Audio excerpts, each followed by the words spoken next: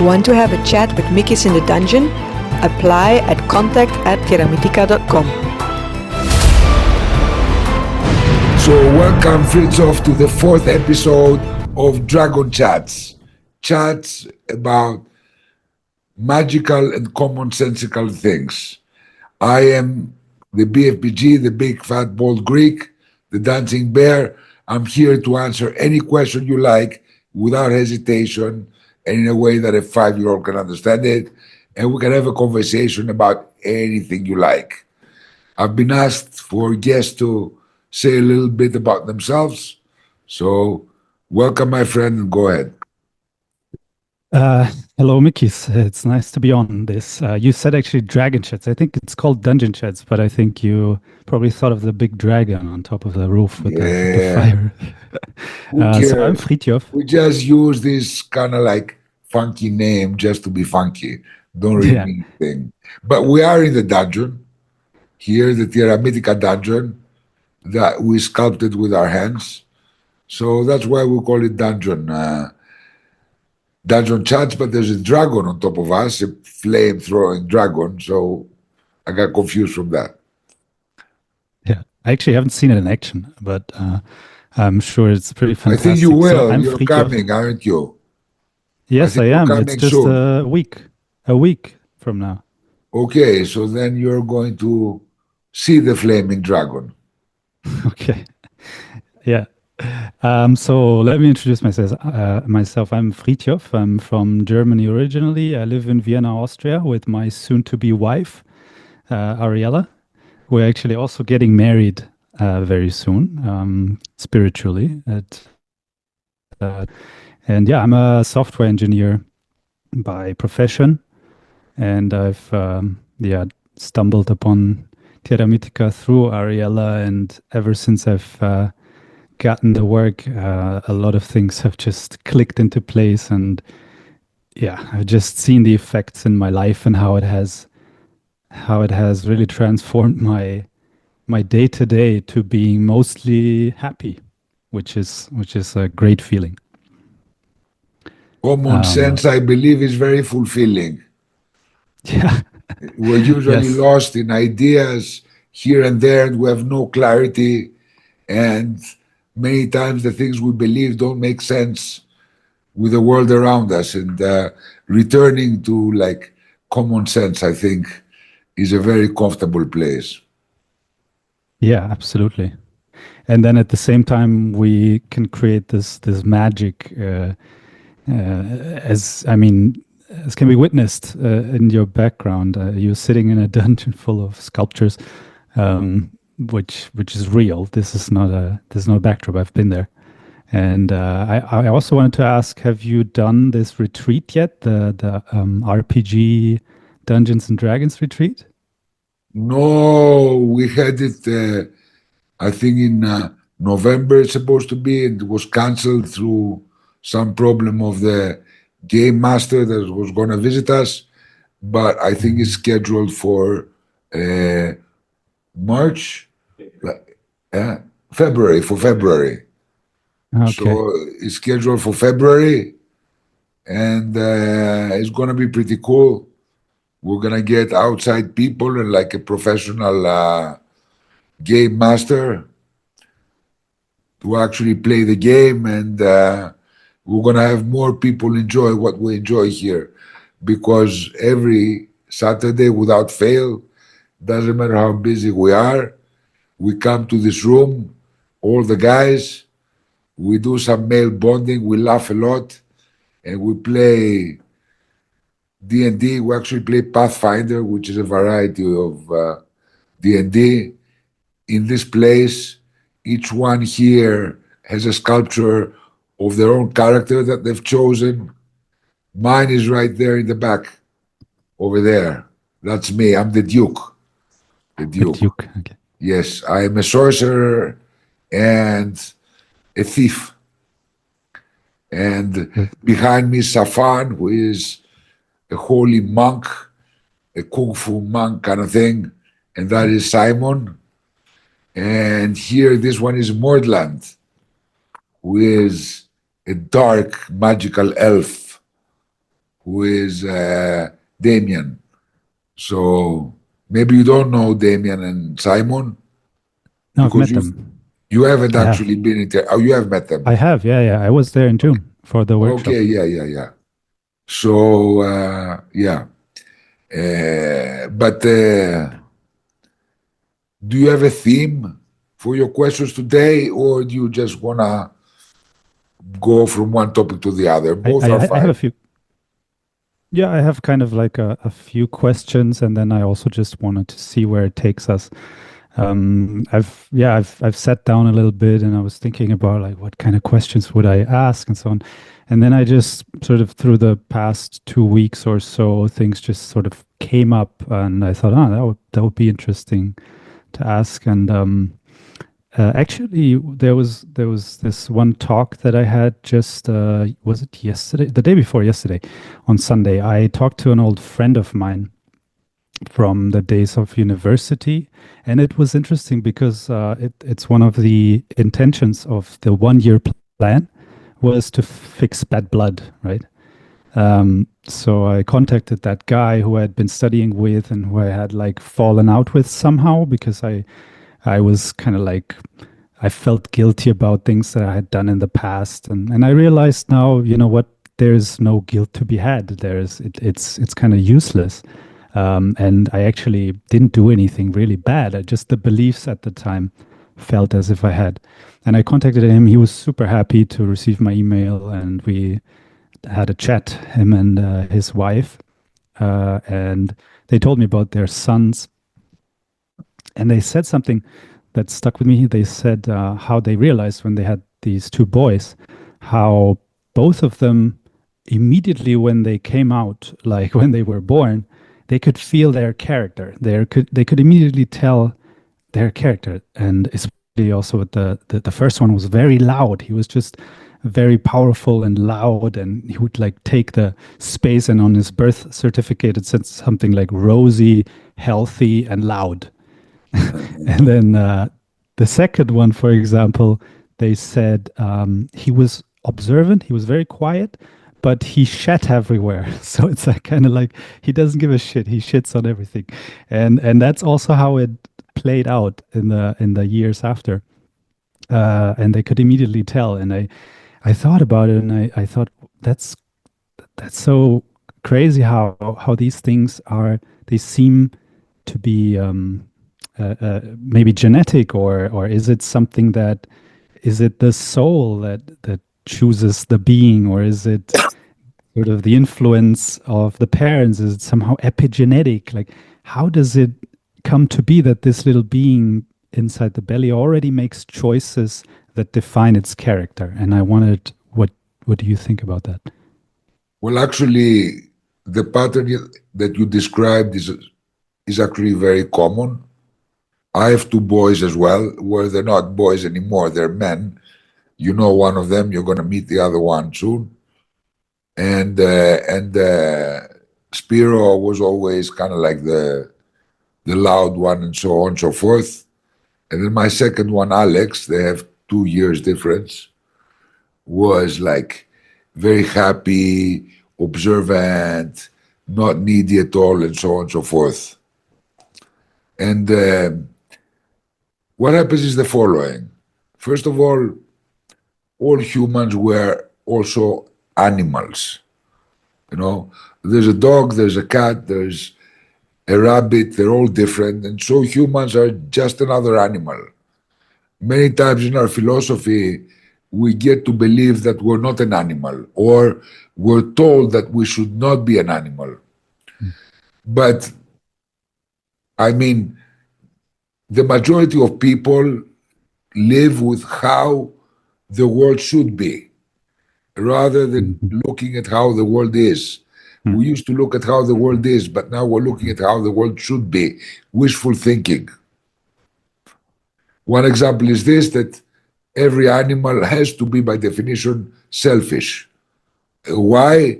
Because Mhm. obviously it's programmed by nature to have as its priority to take care of its own survival and well-being first. Yeah. And Mhm. then of its family, and so on and so forth. So we're being told that this is not okay. We should not be animals. If you see a dog with its puppy, the mother will fight with the puppy and growl, "Arr, I'm eating first." Yeah. Whereas if you're human, they tell you, how dare you do this? You should give your child to eat first. For example, on planes, they say every time you go on a plane, they say in case of an accident, the oxygen mask will fall down. And please, if you have dependents like children or old people or whoever, please put your own mask first and then that of your child. Because according to statistics, you may faint and then both of you will die. Because if you faint by trying to put on your child, then you're not gonna be breathing in the meantime. And I heard many times mothers next to me in the plane saying, fuck this, of course I'm gonna put my child first. Because they don't want to listen to common sense. Because of their perception of who they should be. We are taught that we must sacrifice our life for our children. And when I propose to a woman, a mother, say, if there's like a big fire and you got two children and one child is inside the fire, will you go to die to save your child? And they say, of course I'm going to go and save my child in the fire. I say, what about your other child? Who's going to take care of that? Who's going to take care of that child when you're dead? And let's say you take the other one out and you save it and you die. Who's going to take care of the two of them? Oh, their dad will take care of them. Okay, so you're going to have two children that are going to be raised without a mother, young children, I presume, since they can't get out of the fire. Instead of having one child that has both its parents, and then you can give him a brother or a sister the next year and so on and continue. And they are like mortified that I could suggest this. But this is what every animal does. But every being, that's what it does. The Catholic Church ordained that the Guaranis, a tribe in South America, are not human and they're animals and they can be enslaved a couple of hundred years ago, because after they had two children, every other child, because they didn't have contraception, they would like kill it at birth. But the Guarani, you say, the slavers go after us, the jaguars go after us, everybody goes after us. If we have two children, my husband and I, we can grab one and run. Or if we have three, we got to pick which one are we going to do. Or we're going to pick two and we're going to be overtaken because we cannot run. So they had like this instinctive logic. I went to Patagonia to a penguin colony. And these penguins, the males go and they create the nests. And then the females, because the penguins, they mate for life, they're couples, they go and they lay their eggs. And then it's the males and the females, but mostly the males that take care of them. And then there comes a moment where all the eggs that are buried in the sand, like thousands and thousands and thousands of them, they start hatching. And the little penguins, they get out, and on top, it's a huge spectacle. There's squawking seagulls and falcons and all kinds of like predatory birds. And the little penguin breaks out of the egg and it has the instinct to run towards the sea to save itself. And these falcons and these seagulls, they go down and they pick them up and they eat them. And the parents are just watching. You ask, why the fuck? Why don't they try to protect their children? Because no seagull will attack a grown penguin. They're quite big, you know. And they tell you it's because The ones that are not fast enough to get to the water will not survive the Antarctic winter. They will not make it. There's no point. Out of how many eggs they've laid, the little chicks that can reach the water before being caught are the ones that have the highest chance to survive the winter. So humans, we are animals, and we should not be ashamed for our animal instincts. So when a child is born, a first child, it explores the world. The parents are more sensitive because they don't know what they do and they panic all the time when the child cries. They don't have the calm to know that, if the child has eaten, if the child is clean, and if it's not sick, big deal. Let it cry. Since the beginning of time, women in farms, they had 10, 11, 9, 7 children, 12. There was no contraception.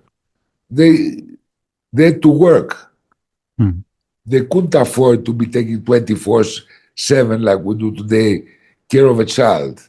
We believe that if you don't occupy your child 24 hours a day, it's going to be traumatized or feel rejected. If you have 7, what do you do?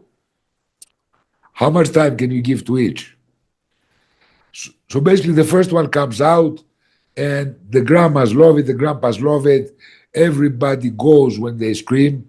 So they scream more because it's cool, right? People come, they do coochie coochie to you, they give you stuff. It's nice, right? So why not scream? It's a strategy. Now the second one comes and instinctively knows that they cannot compete. So they develop different characters. They cannot be the same as the first one. It's impossible. Because they will have to be in competition with the first one all the time, and they're smaller. They're younger. In the beginning, they're super cute. So also the older one is jealous. So they beat them up. So one part is that the situation in the house, the natural situation that they're second, makes them obtain a different strategy, a different character. Of course, every child has its own genetic characteristics. But it's not just the genetics. Even their experience in the womb has made them develop defense mechanisms and strategies and things like that. Yeah. So they find out if the mama is moving too much and not letting me sleep, I'm going to give her a kick in the belly from the inside, and then she's going to say, oh, something's happening, let me stop. So they're very clever. And from the moment children are born, they can read their parents. You cannot hide anything from them. If they're not in a good mood, they know. If they're not liking something, they know. If they feel burdened by the child, they know everything. So they develop, in conjunction with the character, they develop strategies that become the foundations of who they're going to be.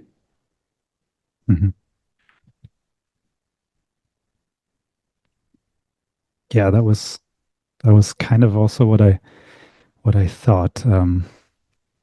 You mentioned you said that humans are animals, and I think even though it's so obvious, when you say it, people still have this belief that we should be somehow better. We should somehow not be only animals. Even people say we have the moral obligation to somehow be better, and I think this is all part of what you describe as this universal paradox, right? Like this whole idea that we are somehow removed from nature or shouldn't follow Look, there's no animal in the nature's world. instincts. There's no animal in the world that worries about whether they look good, their appearance. A bear does not think, oh, I'm too fat, I better lose some weight, Or the giraffe doesn't think I'm too skinny, I should be different, or I should have a different color. For every animal, whatever they are, is exactly the way they should be. They have no doubt. They don't worry about the thing. They worry about social acceptance like humans. They want to be accepted in the tribe, in the pack, let's call it. But they realize what they are, their nature. The ones that are born alpha, whether alpha male or alpha female, they have this compulsion to lead and to make more choices and to take the initiative. The ones that are beta, they're sitting there and being political until they feel strong enough to be able to challenge an alpha. The ones that are C level, whether in fitness, intelligence, ferocity, hunting ability, whatever the fuck it is for each animal, they're happy, they accept their position. They know, they say we're C, like wolves in a pack or dogs or horses. They know I'm a C, let me enjoy the life of a C. I'm still allowed to mate once in a while, not as much as the B's and the A's, but I'm a little bit given. Like in gorillas, only the alpha males get laid, nobody else.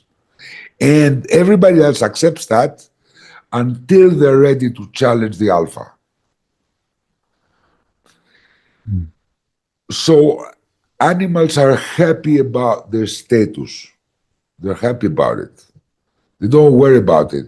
If you got a dog and the dog is unruly, what they teach you is you put its head on the ground, you show it that you're alpha, and then they're happy to follow and listen to you. But as long as they're not sure whether they're alpha or you are alpha, then they're very unhappy. They try to cause trouble to find out whether they're alpha or somebody else is the alpha. But once they find out who's the alpha, that you have power over them, then they chill. But we humans also chill. But we have all these people telling us, oh, you shouldn't chill. Why does this person have more than you? Or why does this person achieve more than you? Oh, you must be a victim of something. So we're not allowed to be happy about who we are. Yeah. We're supposed to be something else. And we're not happy to being animals that are in the highest scale of evolution in the planet. No. We have to be better than that. We must have higher morality than nature. So we say, okay, the morality is of nature, of the divine, whatever you want to call it, whatever you believe in, is false. It's false. The eagles that are carnivores are false. We got to be vegetarian, we got to be vegan. The goats that eat everything are immoral. A jaguar that kills a rabbit is immoral. So we decide that we have to have a morality that is higher than what nature ordains. Because in nature, everything eats something else. In the jungle, the jaguar is the apex predator, it eats everything else, and then bugs and microbes, they make it sick and they eat it, yeah, like us humans. Because there is an inherent justice in nature, not a social justice, which means that everybody should be equal regardless of what they do. Nature knows the early bird gets the worm, and we know, we can see it. If you're lazy, you don't go out to hunt. By the time you go out to hunt, most of the easy prey will be gone. There is a justice to nature that's inherent, which is proved by a simple fact. If you survive and flourish and provide for your offspring and your family, then you're successful, which means whatever you're doing is right. And if you don't, you're dead, which means whatever you're doing is wrong. So we're made to feel constantly guilty for common sense and the reality of the world. Nowadays, we believe that the world should be different than what it is. And we even refuse to see reality. And reality is everybody's selfish, Fridtjof. Like you can observe, you have a place with 9 people in it. So I bring out a box of chocolates that has 10 chocolate. So it's okay, everybody take a chocolate. We all take a chocolate. It's super nice. Like Ferrero Rocher with little nuts and gooey center and I don't know what the fuck. And better than that, a little liqueur inside. The best possible chocolate. Everybody's happy they get a chocolate. But we continue our conversation. In 20 minutes, everybody's looking at that chocolate in the center and wanting that chocolate in the center. But nobody admits it. Because if I go and take it, everybody will say, oh, you know, he's entitled, you know, he can take the last chocolate, he feels entitled. If you go and take it, the same. If I take it and give it to Ariella, it's like, oh, he wants to fuck her, that's why he gives the chocolate. If I take the chocolate and divide it in two and give it to people, the people will say, oh, you know, they're his favorites. Everybody will be upset. Nobody can take that chocolate. Then somebody will take that chocolate and say, basically everybody will wait until people go to the toilet and then like hiding it. But when somebody takes it, everybody will think, this asshole, they feel entitled. Why didn't they ask if anybody wants the chocolate? But if you ask, does anybody want this last chocolate or can I have it? Yeah. Let's say nobody answers, you eat it. Yeah. Everybody hates you because you dare to take the chocolate. But let's say I ask, anybody wants this last chocolate? And you say, yes, I want it. I hate you. I go towards you, give you the chocolate, and think, didn't he know this was a fucking rhetorical question? He wasn't supposed to say, I want it. So you see, we create all these situations because we want to deny our nature. Obviously, everybody wants the last chocolate if it was that great. But this is supposed to be wrong. So, yes, we are suffering because what we feel inside, our real nature, is something that is not acceptable in our society. And we go nuts because we see our parents, our teachers, all of us, if we live with them enough, we find that they're like us. And they're selfish and they're a little petty and they can be envious like us and all of that. So then we go nuts because say, okay, they're teaching us this, they're doing the opposite.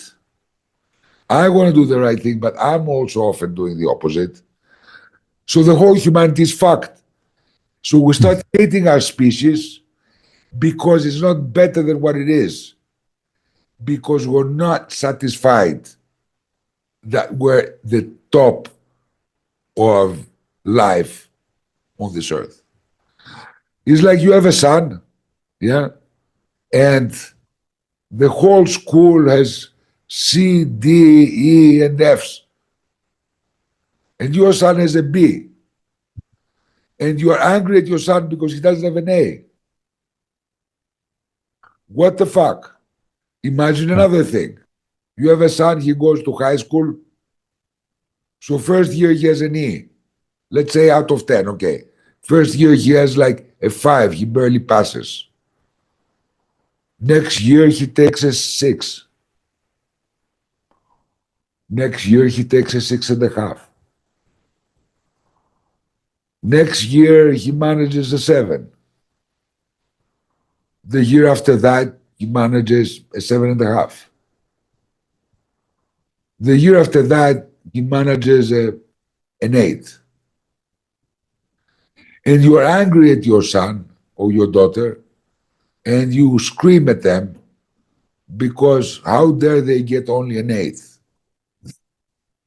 They should have gotten a 9 or a 10. This is humanity.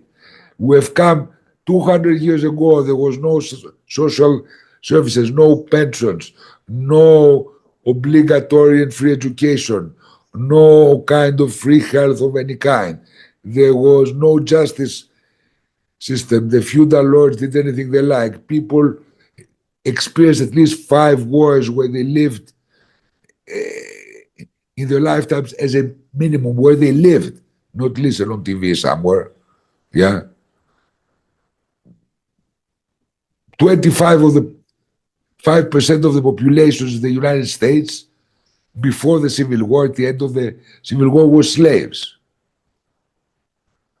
And now, 200 years later, we have internet. We can talk across the globe, the two of us. There's social services. There's all these kind of things. 50 years ago, nobody used to care about the environment. People would sit in the rivers, like they still do in the Ganges in India. Yeah? And now there's not a single world leader that can afford to not talk about the environment, even if they're hypocritical. Yet we constantly judge humanity and ourselves because we're supposed to be something theoretically higher than what we are. We should be something else and not what we actually are. And what we actually are highly evolved animals, but animals nonetheless. And it's a good thing because animals are instructed by nature. And nature is wiser than any holier than thou puritanical asshole that you will ever meet. Yeah. Yeah, I agree. Especially, so what I've been asking myself as well is, we are animals, we have these beliefs, and at some point in history, I mean, we were also just like, let's say, apes. We were packs of apes. We were these little tribes. And back then, I would say we probably, I mean, absolutely, we were animals who were also following the instructions of nature. And then at some point, we came up with this idea, this paradoxical idea that we somehow need to be better. And you argue that this is how we even got to get these great civilizations where nobody kills each other over petty things, over power, over pride and glory. I wonder, what about other animals? Do they have the capability of coming up with paradox? I mean, first of all, do they have beliefs? I guess they must have. But then could they also come up with paradoxical beliefs, or is that impossible? Well, look, it's very simple. In every civilization, like the ant civilization, the bee civilization, the wolf civilization, ape civilizations, horse civilizations, I'm talking about like groups, group animals. Yes, we're all group animals together with these things. There is a limit to the size of the pack, a limit to the size of the tribe, let's call it. When the beehive or the anthill becomes too big, they cannot manage the organization of the group because it's too big. So they have to split up and make 2 beehives and make another queen, and so on and so forth. In the lions, the lion pride, there can be only one big male, and he has all the females and the children. Where a lion grows up, like in the Lion King, either it must fight to kill its father and become the leader, or it must go and make another pride, find another lioness and start making children and so on and so forth. They cannot function. The numbers are limited that they can control. This in every kind of pack animal in the world. Humans are different because humans develop the ability to have a numerically infinite evolving civilization. For example, in China, there's 1.5 billion people, and they can work as a unity, as a government, and there's no limit. They can be 150 billion people. There's no limit to that. Yeah. Mm. But only humans can do this. Any animal that can do this, be able to develop numerically infinite organizations or packs, will inevitably develop the paradox. Mhm. Because it will be obvious, because there's power in numbers, and there's also power in specialization. For example, ants. You got the queens that give birth to the children, then you got the warrior ants, then you got the worker ants. With humans, we have people who cultivate tomatoes, people who can make cars, engineers, bridges, people who can farm, people who can hunt, people, and so on and so forth. The bigger numerically the society is, the more you can specialize. And the more the well-being and the wealth increases for everybody. Right? So if you're alone in your farm with your wife, like in the past years, you would have to learn everything. How to put shoes on the horses, how to feed the pigs, how to farm the land, how to stop the foxes from eating your chickens, how to repair your car, how to build a house, how to start a fire, how to make clothes. It's not possible for you to be great at all of these things. Mm.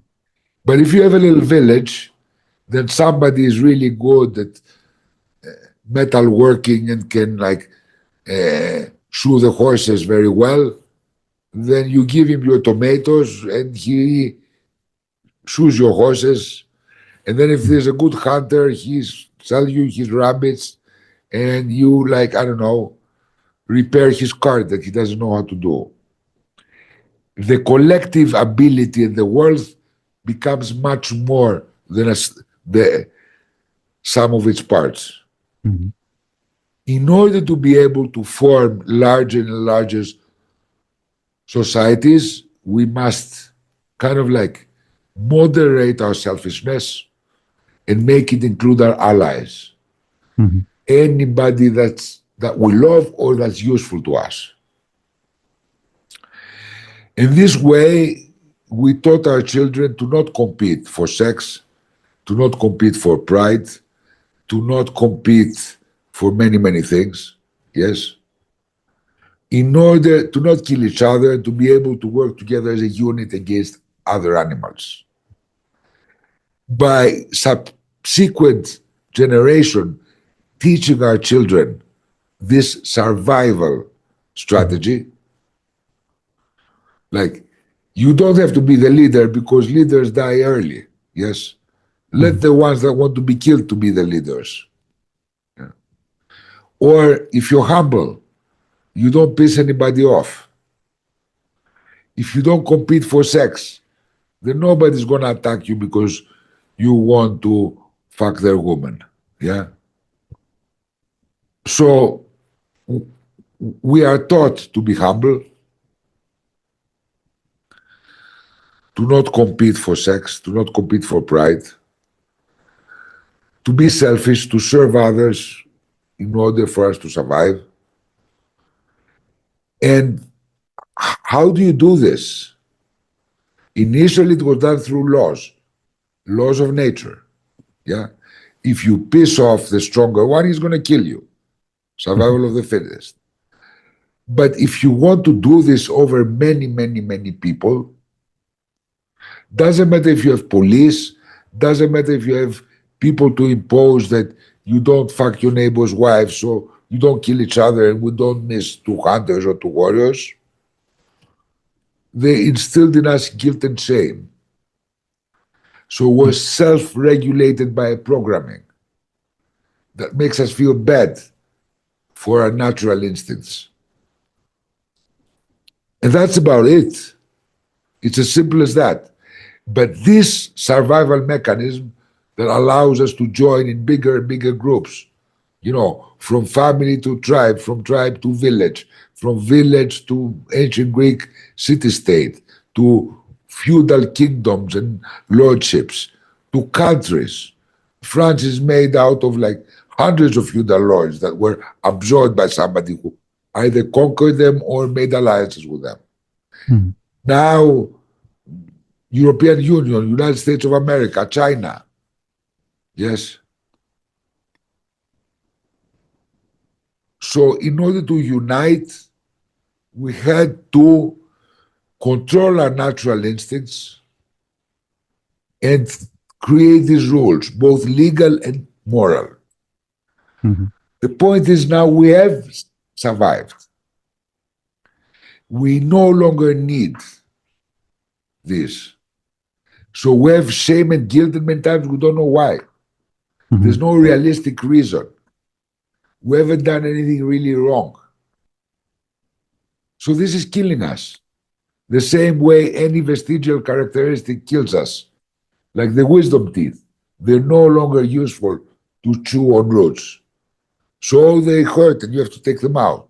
Your appendix, that used to be a second stomach like cows to digest rough grass, yeah, Mm. is no longer needed, so it goes bad. Our coccyx, our little tail end. Many people, my brother, had to have an operation because they go bad. Because nature discards whatever is not useful. And now our shame and guilt are killing us because we hate ourselves. So naturally, depression is galloping because Mm. nobody likes themselves and nobody likes humanity. Because we're supposed to be something we're not. And it's as simple as that. It's not a complicated issue. We look for trauma as the root of depression. But it's not trauma, it's our own internal conflict, our paradox that is killing us. So, so other animals, I don't know, like anything that lives in nature that is still around, they they are not able to form paradoxes They or have zero have paradox. paradoxical beliefs. Zero paradox. A dog will lick its dick or its pussy in front of everybody or fuck in front of everybody, nothing. No problem. They have no problem fighting for food. The little puppy or the little kitten, that's the most pure thing in the world, just came out of the belly. They will go. Have you ever watched a birth of puppies or kittens? They go, the first one goes, gets a tit, Mhm. and starts suckling. That's going to be the biggest one, Yeah. the most successful. The second one comes, if it goes to the first tit, the first one, although he can't see, it's like a little mouse, so we will fight it. So they have to find another tit. Sometimes, though, there are birds that have 10 kittens or 10 puppies, 9. So there's not enough tits. And one is left out. And none of the other kittens or pups gives it any food. It has to wait until the tit is free, one is satiated and wants to go, to have a chance to eat because nobody's going to let it. Yes. And the Yeah. mother is not going to intervene. He's not going to take one and say, no, you've had enough. You better give some to your brother. No, no. She understands nature. Yes. If that little rat doesn't manage to get a tit, it doesn't deserve to live. But if you say that to a human, Mhm. will go crazy. They would rather like let their children starve because they're supposed to give food to the neighbor's children. Yes, you are supposed to give food to your neighbor's children if they're your allies after you fed your own children, not by depriving your own children. And then after you do your neighbors and you have enough food, you can feed more so that you can make more allies, but not to the detriment of your own children and yourself. But if somebody acts like that, for example, you know, in the UK, they go with boats, all the immigrants from Syria, Afghanistan, and other places. And they come and they welcome them, they put them in hotels, they feed them, they give them social security, they have priority in hospitals and everywhere. And there is a rent crisis in Ireland, in the UK, where young people can never afford to have a mortgage. They can never, the majority of their income goes to rent, and people from abroad get free housing. Because we're supposed to not be animals, to not take care of ourselves and our own first, because otherwise we will be destroyed by pre-programmed guilt and shame. So we do crazy things. If there's a fire in the jungle or in the forest, and the animals start like saying, "Oh, Mr. Ferret, you go first," "Oh no," no, every squirrel just runs. They don't give a fuck about the rest. But if animals started behaving like humans, they would all go extinct. And first of all, we observing them would say they're crazy. What are they doing?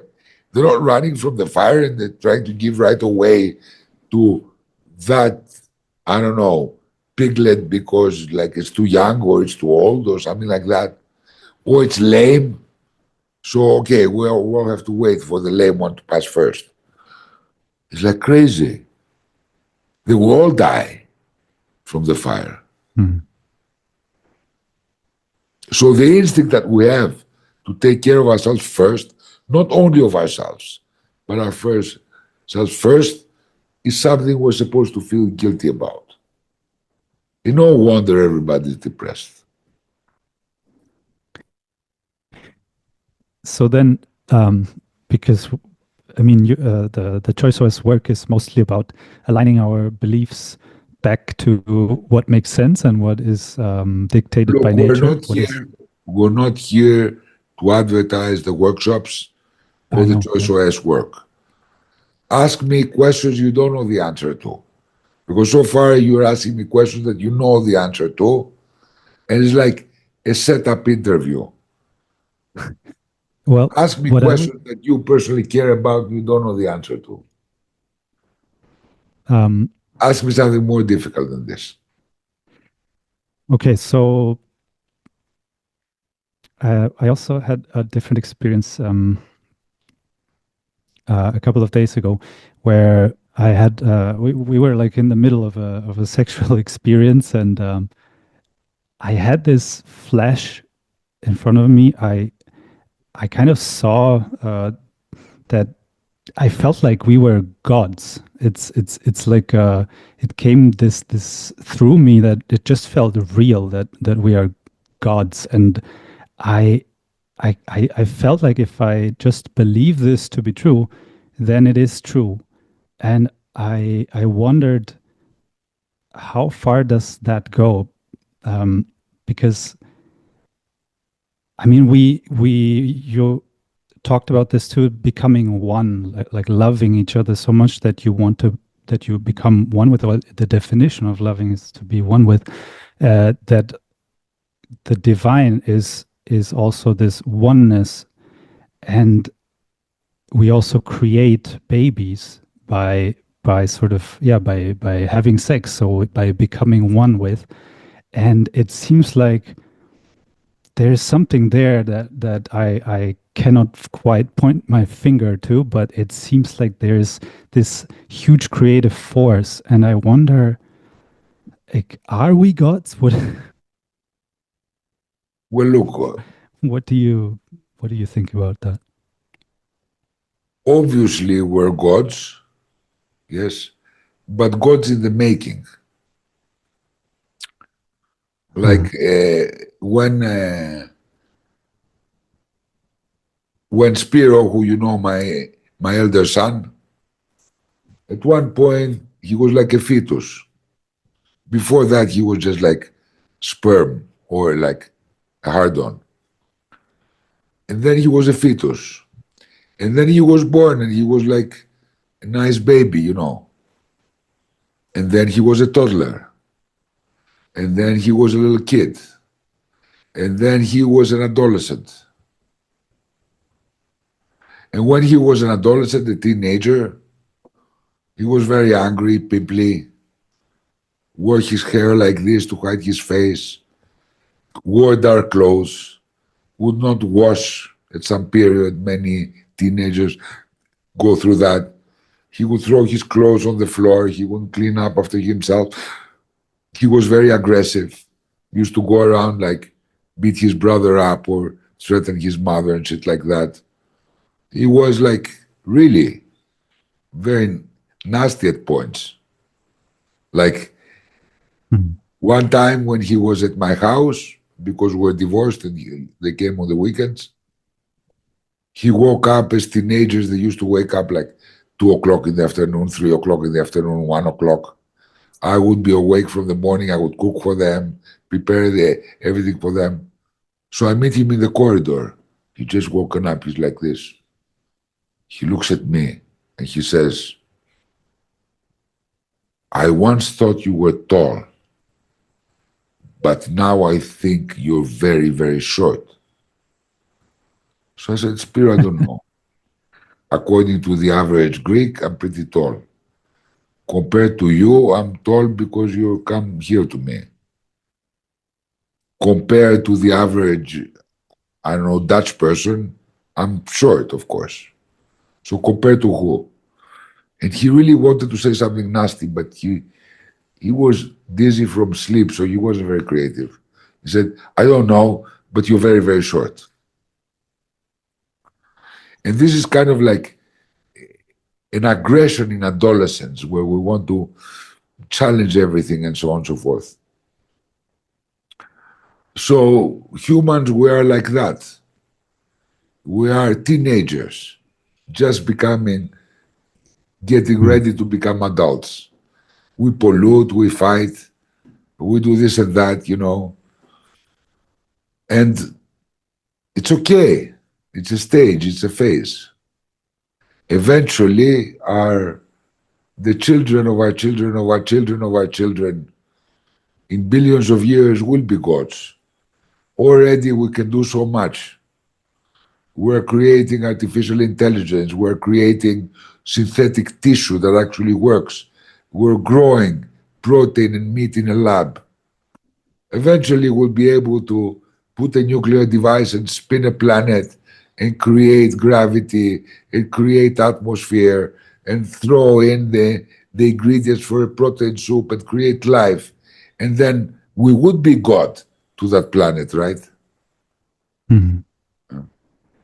So yes, of course, we are God in our adolescence. We're teenagers. And it's okay.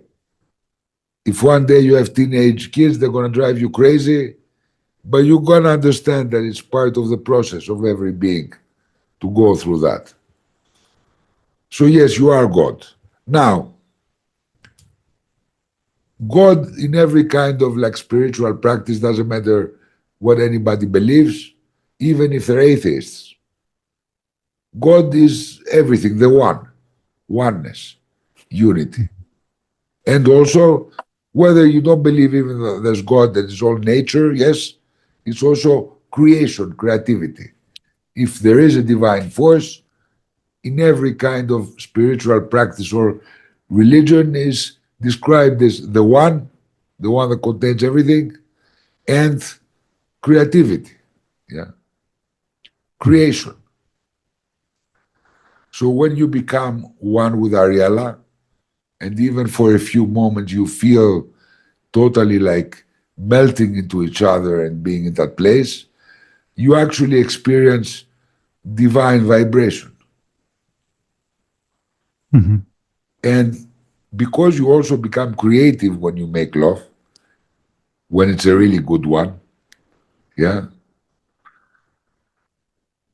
then the divine vibration goes even higher and you're able to like perceive this feeling. And this is something that can be developed. You can be approaching the divine more and more by creating these situations where you make the choice to actively pursue oneness and creation.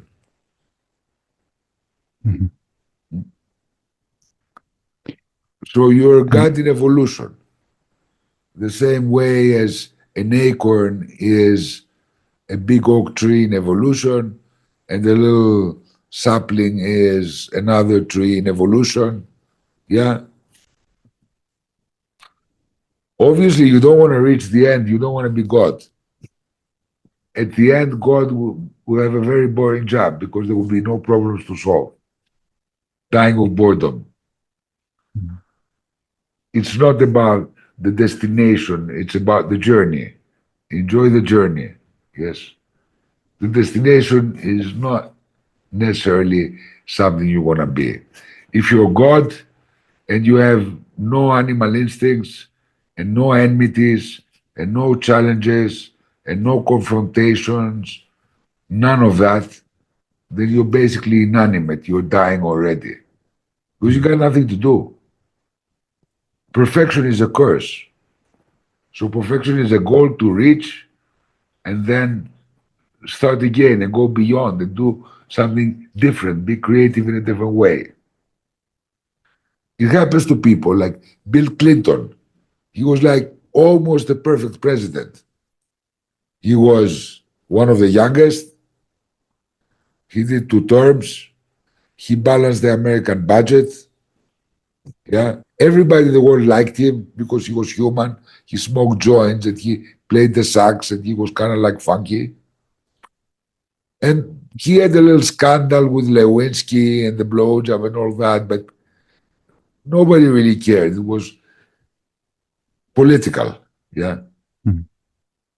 And then he retired. And the last, I don't know, 20, 25 years, he's growing old. He's giving lectures from 150,000 to 400,000 a pop, but he already has more money than he needs. So what a curse. For him, his best years are behind him. Yes. But not all people stay like that. There's people that make a career. I knew a guy that made a career, a great career in kickboxing when he was young. And he became champion. Yeah. Mhm. And then he said, okay, I've done that. What am I going to do? I'm going to get 10 championships. That may make a difference. So he turned his eye into the stock market. That's many years ago when I was young. And he went into the stock market and became like a commodities broker and things like that. He made his own company and he did that and he went all of that. He made shitloads of money, millions.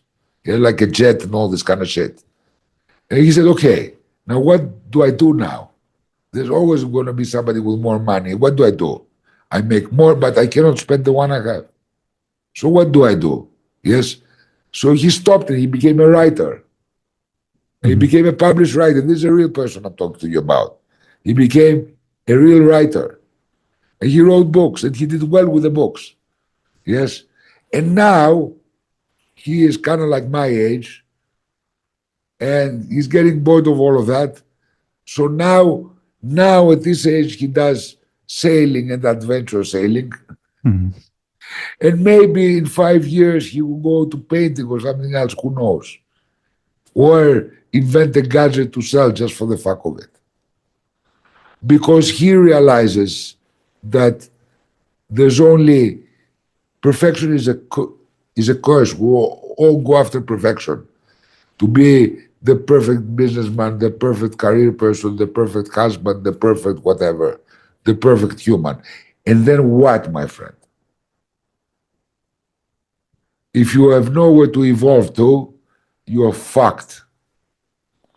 So basically, we've been brainwashed into having wrong goals, to seek perfection. What you gotta do with your woman, yeah, you just gotta keep improving and evolving in different ways together Mhm. and being closer, yet being in a different place all the time. Moving as much as you can together as a unit, just like achieving different levels and experiencing. And sometimes you make a mistake and it's not good, but then you know it wasn't good. So that was good also that you learned that. And then you Mhm. keep going. And you approach divinity by realizing that you're already divine. Mm-hmm. And people think that humanity and divinity are two opposite things, but no. Our divinity is our humanity, and our humanity is our divinity. The whole of nature is divine.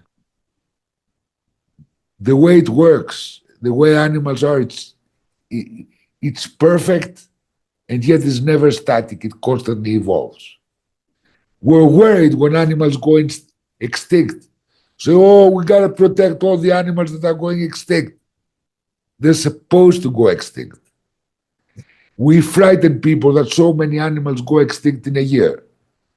But read some scientific journals and you're going to find how many new animals are discovered every year, which are shitloads and nobody talks about. Nobody talks about that. So, yes, nature is wise. The divine is wise. Everything is exactly as it should be. But in our beliefs, we think the opposite. The Pope thinks, the representative of Christianity, Catholicism, thinks that God is an idiot and fucked things up. Made man with the original sin, so we gotta fix it. The Buddha, the Dalai Lama, they think that the divine is fucked because it gave us egos. So we gotta exterminate the ego. Do you understand the insanity of that? The people who theoretically believe in something, also with their wish to believe that humans are wrong, they actually negate their own beliefs by saying that the superior being that they believe in fucked up and we gotta fix it. They gave us a sexual drive. Every animal likes to fuck. But no, that's immoral. You cannot do it. You gotta do it under rules. And if you enjoy it too much, you're either a slut or a pig. Is that common sense? I don't think so. Yeah. Yeah, absolutely. I think the that is probably the single most thing, the single strongest thing that that really changed for me is to just have this piece that I'm not wrong, and it's such a good foundation to build upon, because then you don't need to worry about that anymore, and then you can really just go for all the magic that you can create. And yeah, also I think in the first episode you talked to Seb about this, how you can become the conductor of your reality, and how and even that for me is somehow being God, because I create my reality the way I really want it to be.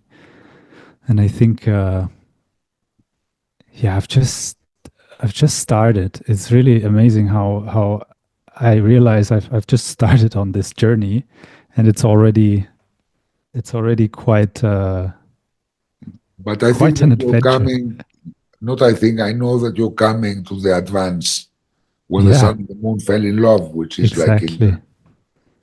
so you're coming to that. And be assured that we will explore divinity in that workshop and that you shall experience it. Yes, yes, yes. 1,000 times Firsthand, yes. not with blah blah, but with real life experience.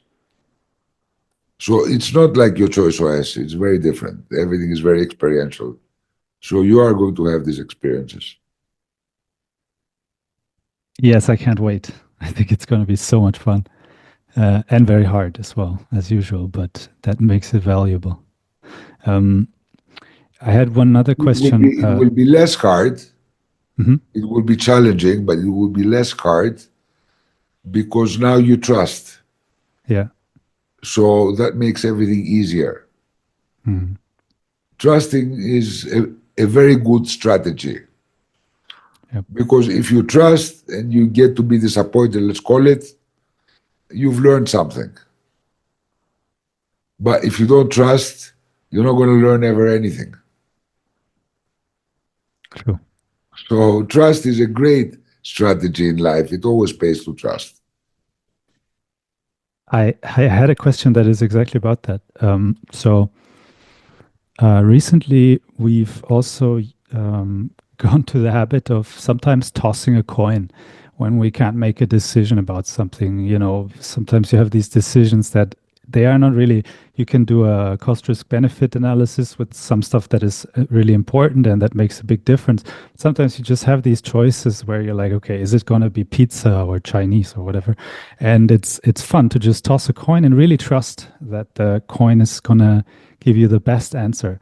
And sometimes we've also used it for, I wouldn't say like serious decisions, but like more serious ones, but always in the sense that if I already know that I'm not going to be satisfied with one of the answers, I'm not going to even toss the coin because then I can make the choice. So it also forces me to make a choice. But sometimes then I'm just like, okay, either way, there's some downsides, there's some upsides, and it doesn't really matter. So you toss the coin. And it really helps because then you trust and done. Like the decision It's is made. one of the You get over it. greatest shamanic tools. Uh-huh. If you're in a decision and you're close to 50-50 and you fluctuate, Uh-huh. which means you don't trust either choice, the best thing is to trust the universe, whatever. Throw a coin, you're never going to lose. Yeah. Say it falls tails and you do A, and A doesn't work for you. Then for the rest of your life, you know that in this situation, A doesn't work for you. Mm-hmm. So you'll be choosing B for a lifetime. And if you choose B and it works, you can be actually worse off because you will be choosing B for a lifetime, but you will never know if A is better. Mm-hmm. So basically, it seems paradoxical, but it's not. Making the wrong choice could be the best choice. The only bad choice is making no choice, because then you're paralyzed. Whatever choice you make is great. If you make a choice and it works for you, it's great. If you make a choice and it doesn't great for you, it's great. Mm-hmm. You put yourself in a win-win situation. But when you're paralyzed and the events are happening around you and you're not able to make a choice, that's the only time when you're fucked. Mm-hmm. Because you're not going to learn anything about A, you're not going to learn anything about B. You're going to learn something that your life has already shown you, that not making a choice is the worst possible choice. Sometimes the choice can be to do nothing, Mm-hmm. but that's not ambiguity. That's a clear choice. I don't have all the facts. It's not the time for this, so I do nothing. I let things develop. That's also a choice, Mm-hmm. to do nothing. Yeah, we're not sure. Chinese or Italian, nothing makes us happy or satisfied. Let's sit in and make an omelette and watch a movie and fuck. Mm-hmm. Very nice.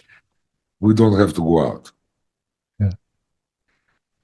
Yeah. The question I had was about how could I live a life where all my choices are based on the toss of a coin and it could work out? Like, could I trust the coin so much that everything will just be fine? That was like the question I had. How deep can I go with this? Absolutely, absolutely not. You will Okay. not be taking responsibility. Right. Sometimes you take responsibility and sometimes you leave the responsibility to somebody else. For example, the coin. But if you only toss the coin, that means that you're afraid to make choices for yourself. Right. Yeah. So, Mm-hmm. no, absolutely not. There is no strategy, Fridtjof, that works in every situation. Mm-hmm. Life is the unexpected. And one of the biggest gifts is flexibility and openness.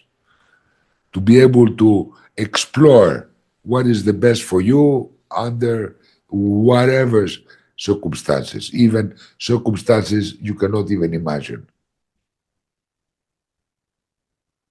So absolutely not. Everything is a combination of things. Sometimes you need to be aggressive. Sometimes you need to be passive. Sometimes you need to be proactive. Sometimes not. Sometimes you need to be an extrovert. Sometimes you need to be an introvert. Sometimes you need to speak out. Sometimes you need to shut the fuck up. Mm. And this is the beauty of learning the game of life. But you can do something else. You can use the strategy of always being in a win-win, twisting your dilemmas so whatever happens, you win. And this is a real art. And basically, this is the art of happiness, learning the art of always winning. For example, I don't know, it's a long time since I've lost, and I always win. I always win, obviously. Let's say we play a game, the two of us. Whatever, backgammon. Do you play backgammon? I've Or never chess? played it actually. No. Chess, yeah, I have, yeah. Whatever. Poker, it doesn't matter. Yeah. A game. Monopoly. Play a game Monopoly. I play Monopoly to win. Even with my kids when they were toddlers, I would beat them. Yeah. My ex-wife said, how dare you like beat your own kids and gloat? I mean, they're so much younger than you. And I said, first of all, if I don't play to win, I'm not enjoying the game. I'm just entertaining them. So then they will feel that. Because I'll be playing it like bored and grudgingly. If I know that I'm going to let them win. Second of all, they're never going to believe in themselves if, like other parents, I let them win. In the rest of their life, whenever they win, they will not believe that they deserve it. And it was true when my kids started beating me, as it was inevitable, because we used to play video games. In the beginning, I slaughtered them. And then they grew up a little bit, and their reflexes were so much better than me that it wasn't even a conflict. I had to stop playing because like there was no object to the game. So everything has to be fun. Why would I let them win? It's not fun for them, it's not fun for me. But when I lost, when I started losing, it was such a win. I was so fucking proud and happy for them. It was awesome. And when I won, it was also awesome because I won and I could gloat. So I would win either way. There's no way to lose. Do you understand this concept? Yeah, I do, yeah. There's no And way on the to lose. There's no way to lose in something like this. And if you perceive everything that you do in this way, then you can't ever lose. Also, another strategy is all you have to do is control the duration of the game. So let's say we play tennis and you slaughter me. Yeah? 6 sets, however many. I say, okay, we're playing to 50 sets, not to 6. Let's play more. Then at 50 sets, you're still slaughtering me. They say, okay, now we play to 100. Or we play to 1,000 games.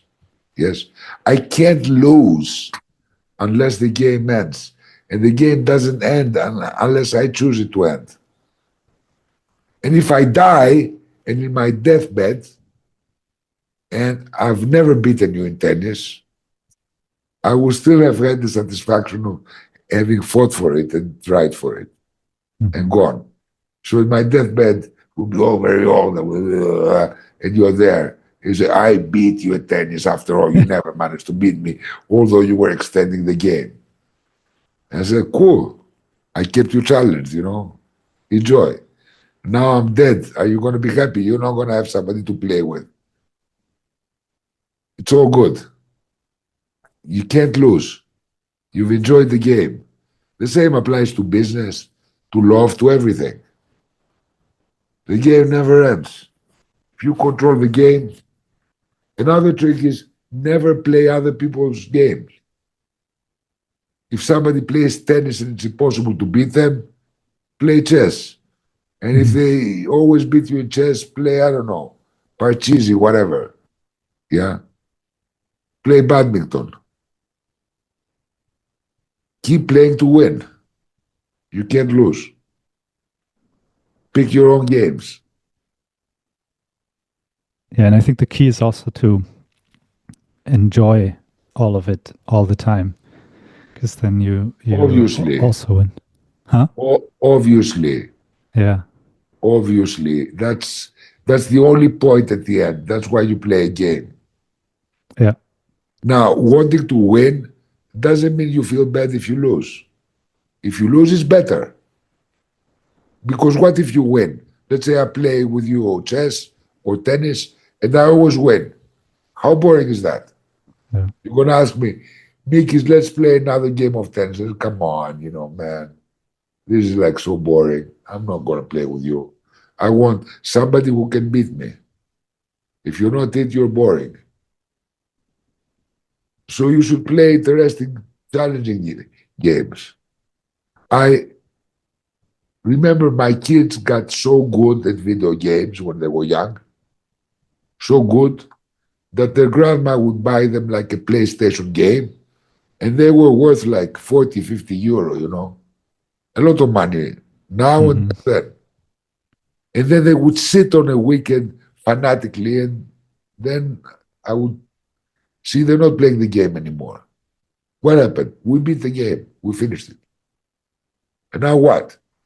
Just another game in the closet that they don't want to play anymore because it wasn't challenging enough. But if they find a game where they reach a level where they cannot pass, they go ballistic for weeks to try to pass that level, to find the trick, how to beat that level. And then they're really enjoying the game and they're getting the money's worth. So how easy it should be, you should decide. How easy should relationship be? How easy should life be? How easy should business be? I mean, how easy should it be? You decide. If somebody is going to operate on your heart or your brain, would you like for them to have become surgeon very easily, like on a weekend? Or would you like them to have spent 9 years of very difficult medical studies and practice before they can touch your fucking brain? Obviously, you want it to be difficult. The same applies to you. If something is difficult, you will be more satisfied that you won. It will excite you for longer and more. So why should shit be easy? Yeah, I've realized that with so I've started doing Brazilian jiu-jitsu a couple of months ago, and it's the most challenging thing I've ever done in my life. Like just physically, it's so clear to me that that I'm like you have some small scrawny guy and he has a blue belt and you come in with a white belt, he's gonna kick your ass. And but the cool thing is it's really fun. Like even losing is fun in the sense that you understand every single time, you understand better and better where you fucked up and how you're gonna in this position, how you're gonna do better next time, or how you can try to like find a little variation to get better. And it was really quite a challenge for me first to even go because I was scared, and then the more I kept going, the prouder I became, and there's still like years until I can beat, I don't know, some blue belt or whatever. But it keeps me going and it keeps me alive. But you will be enjoying every belt because it is challenging. Exactly. Because there's value. Because there's worth. Life has worth. Because when any little animal wakes up in the morning, it has to go out to hunt for whatever, from prey to worms to plants to whatever to find, yes? Yeah. And during that time, it's in danger because other things want to eat that. And that's life. That's life. I told you in your workshop that everybody's got it wrong. We think that the default state of a living being is misery. That's what they tell us. Life is difficult and misery and the burden and it's a fight and you gotta like blah, blah, blah. No, you see it in nature. The natural state, the default state is happiness, relax. Everything is as it should be. You're fed, you're relaxed, nobody's after you now. So you see the jaguar, it flops on a branch and you feel it's gonna fall down, it's so relaxed. Or any animal, an antelope grazing, she doesn't give a fuck. Yeah. And then something happens. And then there's a challenge again. And then they have to run for their lives or like go for the prey. And then life happens again. And then they revert to the natural state of happiness. Animals are happy. We see our dog. If it's sick and it's been hurt, it's in pain, a few hours, but it gets used to it very far and starts being happy again immediately. It has a minimum health level. Yeah. So happiness is the feeling that everything, absolutely everything, is exactly deliciously as it should be. Any kind of happiness is about that.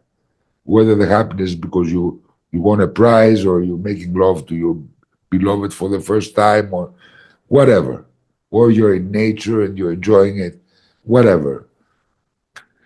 Nothing needs to be subtracted, nothing needs to be added to the experience. Everything is just dandy. This is our natural state, and this is the paradox. We've been taught that it's the opposite, that we have to strive for happiness, and that it's something rare that only happens on occasion, and it's hard to hold on, and it doesn't last. This is a lie. You can be constantly in happiness. Because life itself, the spark of life, is the disruption of this state of as it should be-ness, that everything is cool. So when the animal is full and it's safe, and the day is over and it's chilling or playing with other animals, it's happy. He'll wake up in the morning, he'll be hungry again. His happiness is disrupted. So he's got to go do something for a living. And that's life. Otherwise, I have 2 cats. I have a new one, I have a new kitten. They sleep like 17 hours a day, 18, 20.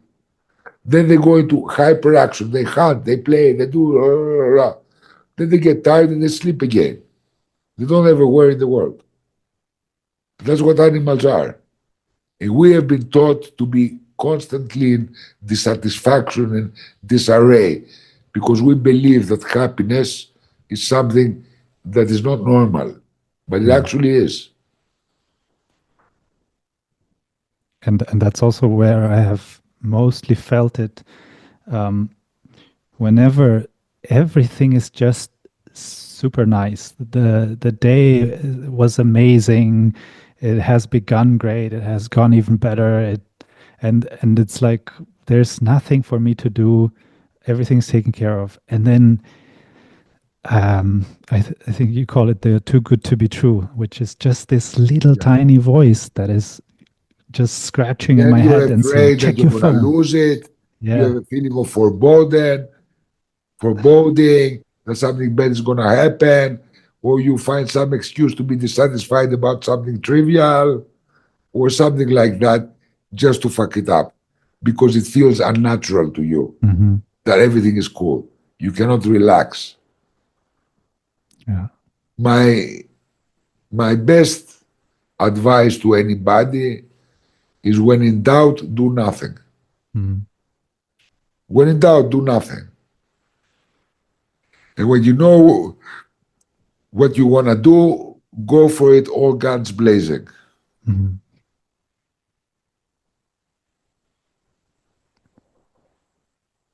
All guns blazing.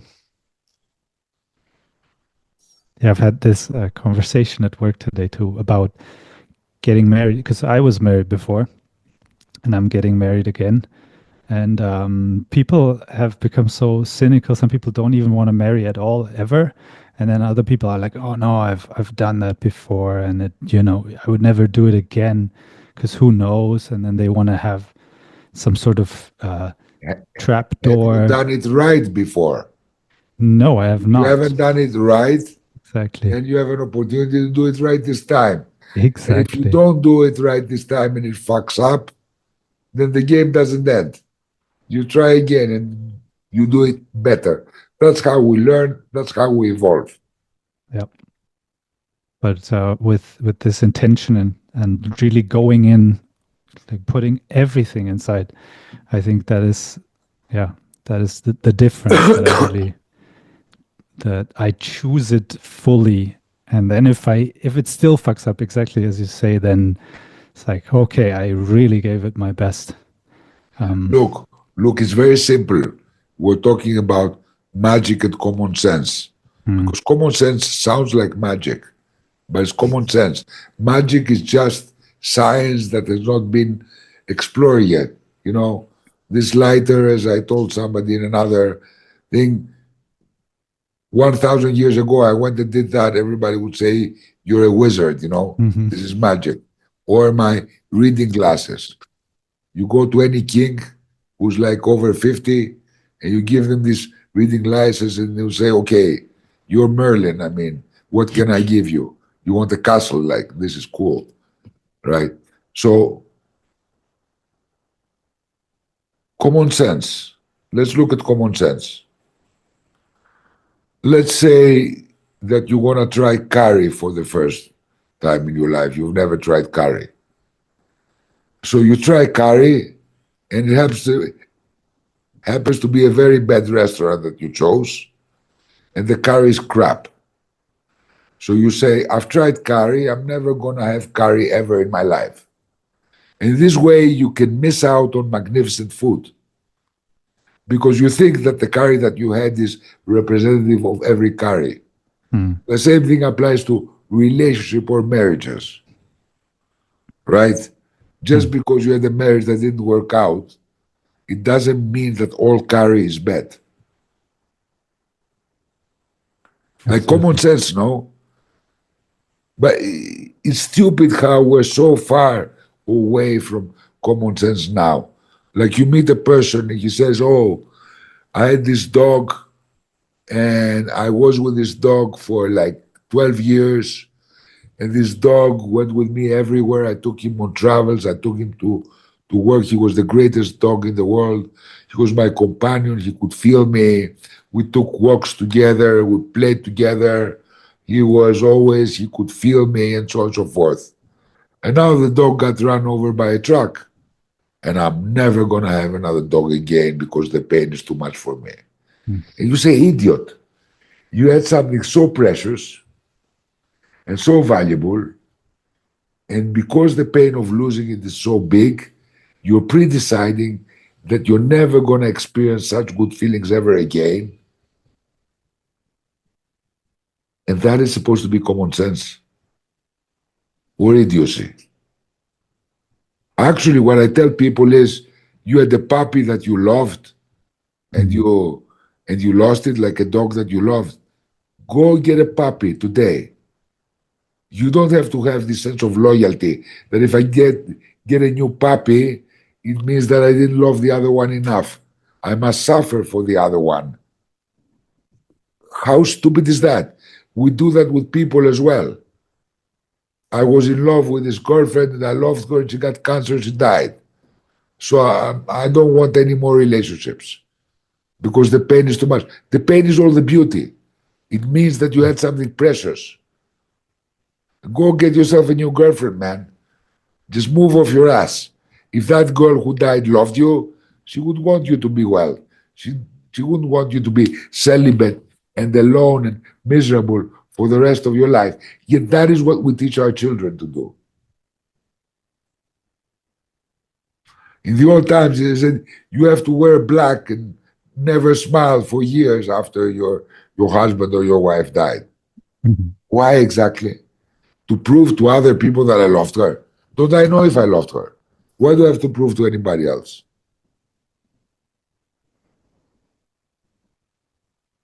People are getting depressed because they're being taught to not have common sense, to have a higher morality than the morality of nature. The morality of nature is you lose something, you move on, you find something else. The death of anything is the birth of something else. The death of a period of your life, of a job, of a relationship, only means, if you choose to, the birth of something new.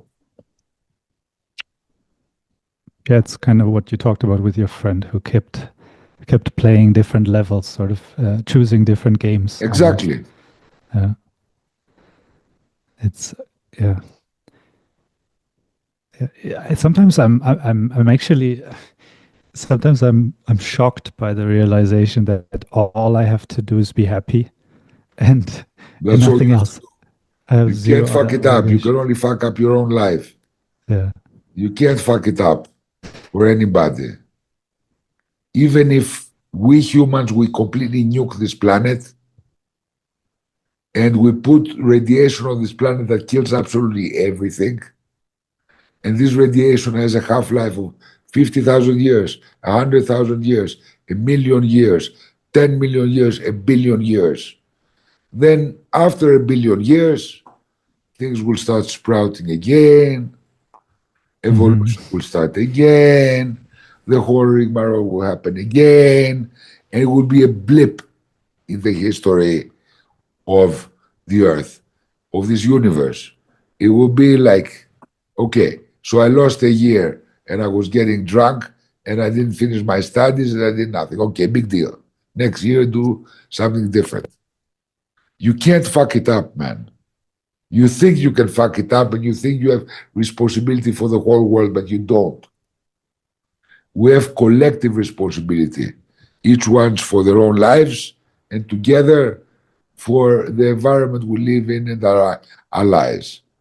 If you fuck it up, it's going to fix itself. Chill. There's nothing to prove to anybody. If the universe didn't want you to evolve, it would have made you perfect in the first place. So there will be a universe full of perfect angel beings. And what next? The end of evolution. Paradox, right? If nothing can evolve, it's inanimate. It's like one of those roses encased in perspex or things like that that they give as like business gifts. It's not alive. It looks alive, but it's not because it cannot change. It cannot evolve at all.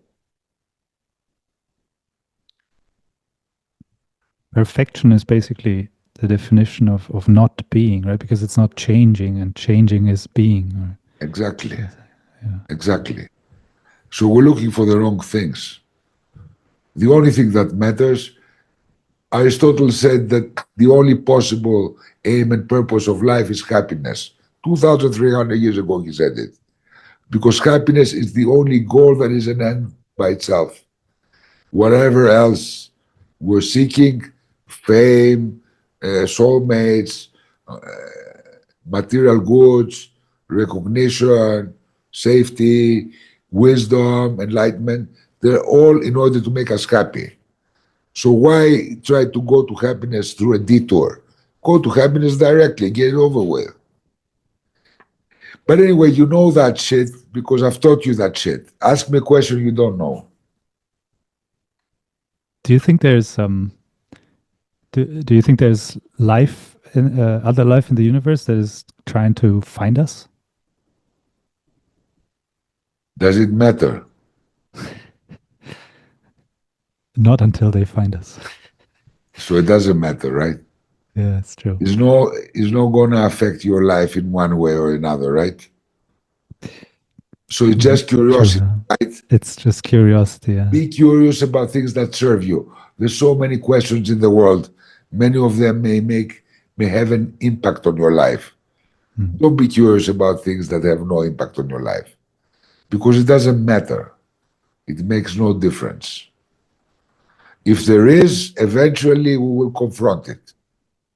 And either they'll win or will win, or we will become allies. It's all good.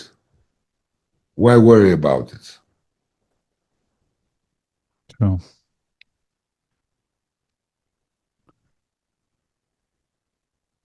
Well, By the I way, think of course, yes. there is life in other places. The more interesting question is there life that is evolved enough Mm, to be able to come towards us?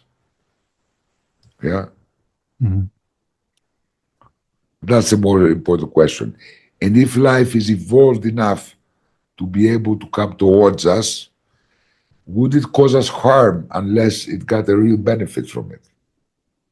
mm. And the answer is absolutely not. Why would they do that? Yeah. So I don't think you have to worry about extraterrestrials coming and like violating you up your rectum. It's not going to happen. If they can come here, they've solved that. Yeah. Yeah. The other day too, we were just playing this game of closing our eyes and seeing other universes and other planets and just describing what we see and really trusting that it's real and it's just fun. It's a lot of fun to imagine all sorts of other possible life forms and just indulge in this fantasy play. And I really, So yeah, I did you just, learn something? well, yes, I learned that. Very specific question. I'm making a very specific question, not an abstract question. So if you imagine another universe, Mhm. do the beings in this universe doing something clever that you can plagiarize and use for yourself? That's a good question. I think in this case, no, because I just saw some sort of like clamshell beings that were somehow using sun to power themselves, which is kind of what we're already doing. So, but it's a good question. It's something I can look So, for next so I time. will give you a recommendation. Yeah. There is a documentary that's been very much awarded. It's called My Octopus Teacher. Okay. It's about a guy developing a relationship with an octopus, which actually is like an alien. It's like a Uh-huh. being from a different planet. They can change forms, they can change colors. They're really, really weird. I Hmm. suggest you watch this documentary because indeed it's a great documentary because there's something to learn from the octopus. Uh-huh. So this answers your question. If you imagine another universe, make sure that you find the clever shit that they've learned so that you can Uh-huh. learn it also and use it. That's kind of like accessing this universal pool of knowledge that you mentioned the other time. Exactly. Uh-huh. Exactly. So watch this documentary. It's about a very alien creature to us, and it's quite interesting. It's I worth will. watching. I'm actually always looking for documentaries like that because they're really inspiring. And in nature, what you can find is crazy. And how you can also see how all these creatures just fight every day and yeah, just don't care about anything else. Well, as impossible as it may seem, a documentary about octopus managed to create emotion in both me and Lisa. That's Real something emotion. rare. I will definitely watch it. So this guy, it's South African. He learned something from the octopus. That's why it's called My Octopus Teacher. Hmm. But we learned something with him. And really, it's like an alien. You're not going to believe how much of an alien it is. A different universe, a universe under the sea, in a Hmm. kelp forest. Complete universe there that doesn't know about the rest of the universe, doesn't care about it.